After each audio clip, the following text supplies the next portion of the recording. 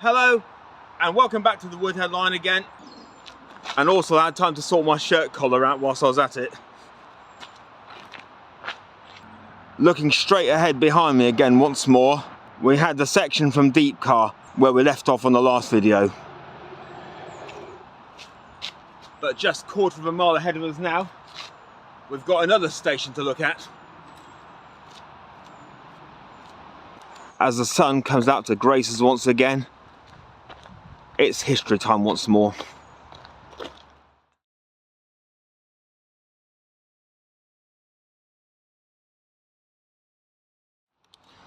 The WOODHEAD line opened in 1845, with most of the stations on the line opening at various stages throughout the rest of the 19th century.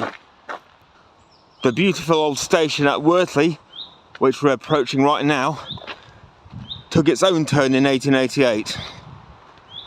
Just got to get past the stables to get to it nowadays.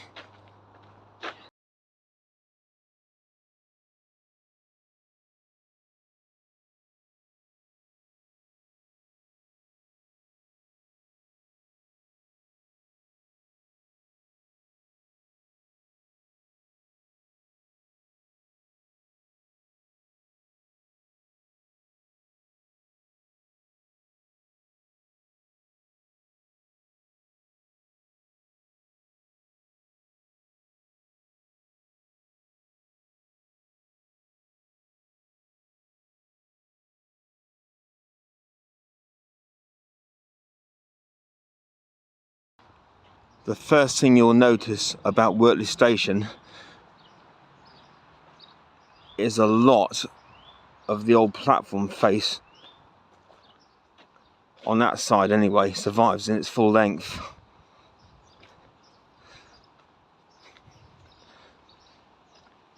This hedge was not here when I first came up here on my bike in the mid-90s, so this platform was much more easier to see and savour.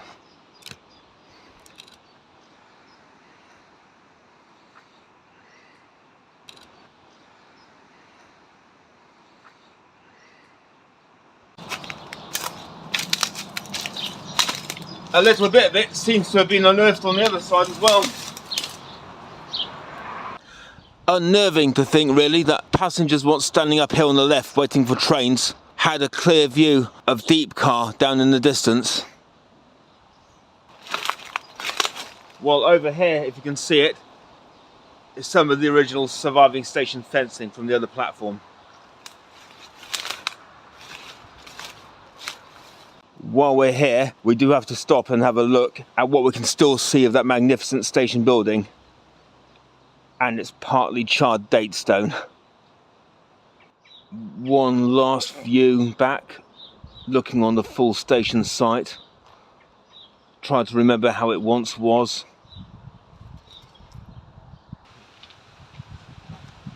Well, I've just heard the whistle blowing, so I think it's time for us to depart again.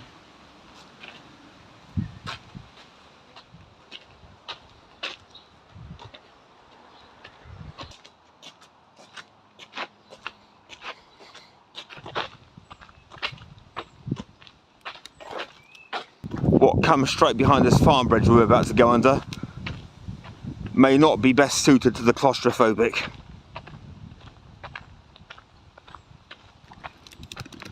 Ladies and gentlemen, let me introduce you to Wortley Cutting. Probably one of the single most audacious feats of engineering on this line. At almost 70 feet deep and half a mile in length.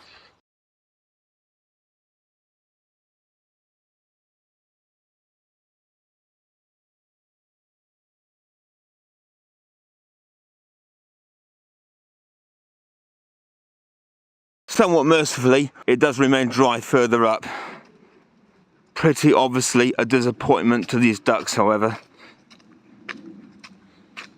If you've been coming along here in a train for the first time, you'd probably be credited for thinking there's a tunnel just round the corner. To be truthful, as we look back behind ourselves once again at this wonderful cutting, there is one about a mile further ahead of us. Which means, as we finally approach the other end of the cutting, that there is plenty of other stuff to see before then.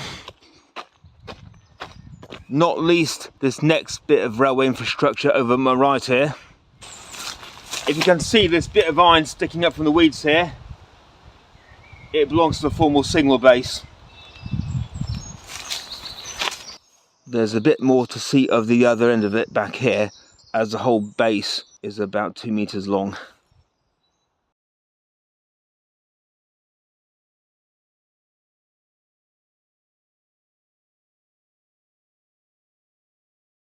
This embankment at Wortley has to be one of the most attractive spots on the route today.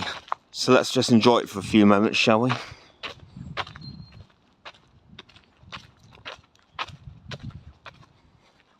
On our right over here is another of these signal-based remnants that's somewhat clearer to make out, don't you agree? Along with a free bit of ballast around it. About the first we spotted on this section of the film.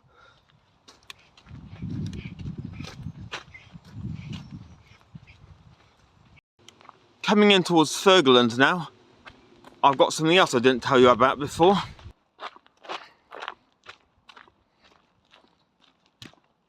Emerging into the open once again, we have the junction with another line. Just to our right now.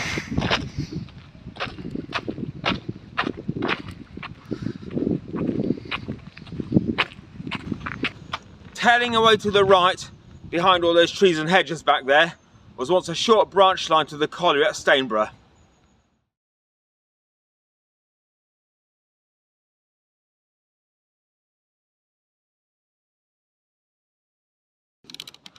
I'm afraid we meanwhile have to be sticking to the main line again for now. A shame that with the sun out again so brightly, it's about to get wasted. As we set off into the sunlight over Coat Lane Bridge, I should also show you the site of another station that once existed at this point. It's somewhere at this stage that Thurgoland Station was once located. One of 2 stations on this part of the line that lasted only 2 years from the line's opening in 1845 and was closed in 1847 again.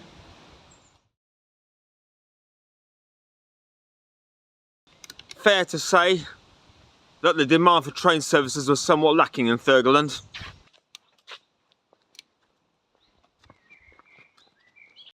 We've got more of that odd telegraph pole shaped fencing up here on our right, which is typical of the design along the side of this line.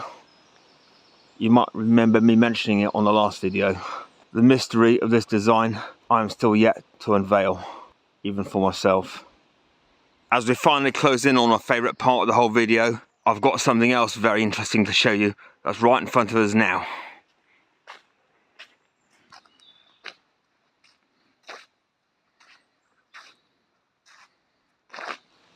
When the electrification, which I seem to have neglected to mention so far in this video, happened in the 1940s, this bridge, along with several others, had to be demolished to make way for the overhead power lines.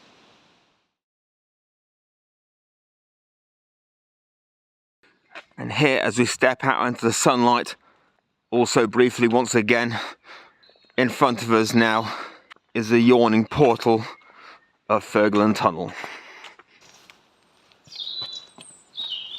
As we first come up to this beauty, you'll be quick to notice one thing about it.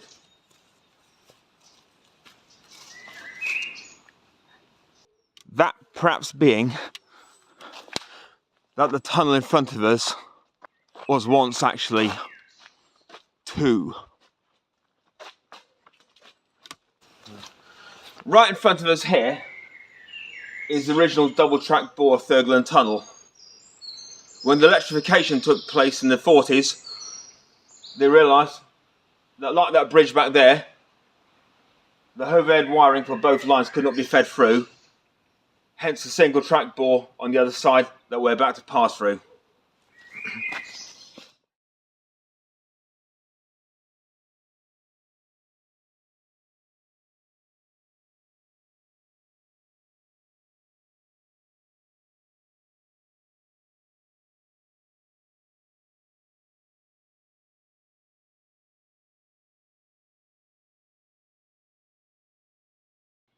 If Mr. Spock from Star Trek had anything to do with railways, there's something he'd have raced to call illogical right in front of us now. Yet, if your eyes are sharp enough to see the plaque up above, you may spot that the London North Eastern Railway also had a contribution to make here as well. Quite what the LNER would want with the railway line between Sheffield and Manchester quite mystifies me.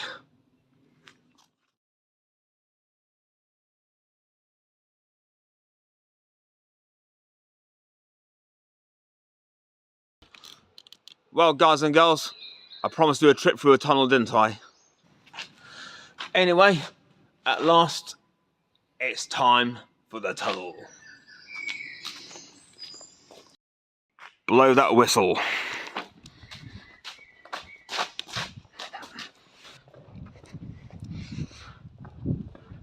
One first bit of interest on getting into this quarter-mile long tunnel is the lighting up above, which has just recently had a total refit. It was originally what I would nickname cheese sandwich lighting, but of the alternation of orange and beige coloured lights. We've just gone past the last orange one actually, and quite recently, here in early 2024, they ripped them all down and we've got these lovely bright silvery white ones instead, which I might call something like lemonade ice lolly lighting.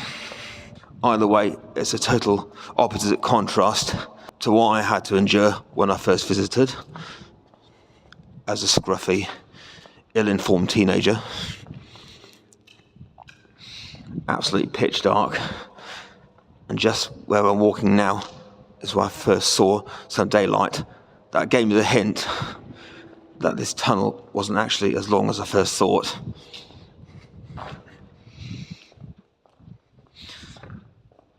It will only be 2 years before I was finally able to enjoy some lights instead of the ones attached to the front of my bike. If the lights up above now don't get in our way too much, I've got something very interesting to show you there as well. That kind of slot cut into the ceiling, one of many in the tunnel. I'll keep walking so we can reach the next one. Is basically the housing for the overhead electrification hold-ups. You may not quite be able to see them from down below, but there is some ironwork inside each one. Obviously, even on a single track, gantries weren't quite able to fit in the confines of this horseshoe-like profile.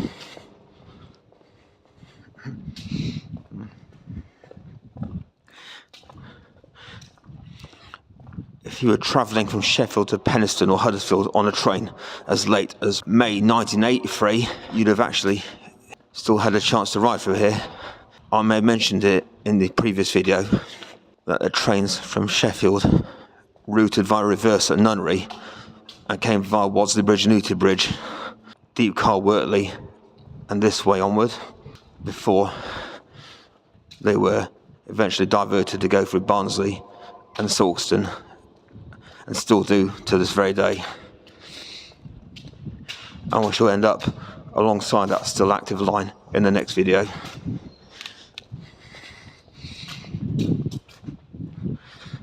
For now, however, we are about to reach the end of the tunnel.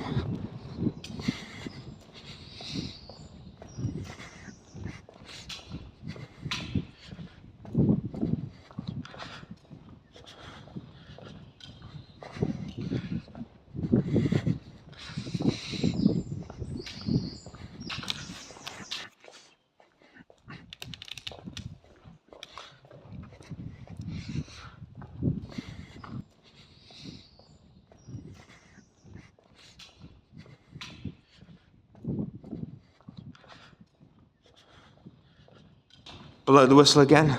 Woo woo!